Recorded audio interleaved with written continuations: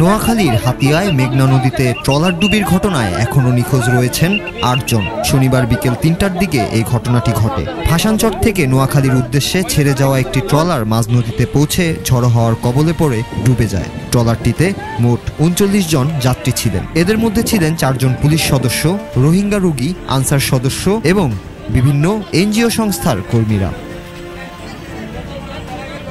দুপুর ২টার দিকে তারা ভাসানচর থেকে আলীবাজার ঘাটের উদ্দেশ্যে যাত্রা শুরু করেন, কিন্তু পথে করিমবাজারের কাছাকাছি এসে নদীতে উচ্চ ঢেউ ও ঝড়ের কারণে ট্রলারটি ডুবোচরে ডুবে যায়।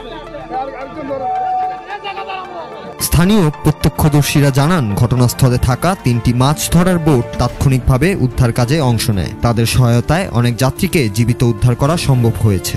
তবে এখনও নিখোঁজ রয়েছেন ৮ জন, যাদের মধ্যে ২ জন পুলিশ সদস্যও রয়েছেন। এ বিষয়ে হাতিয়া থানার অফিসার ইনচার্জ AKM আজমল হুদা জানান, উদ্ধারকৃতদের মধ্যে কেউ গুরুতর আহত হননি। নিখোঁজদের সন্ধানে কোস্টগার্ড ও স্থানীয় জেলেরা একযোগে উদ্ধার অভিযান চালিয়ে যাচ্ছেন।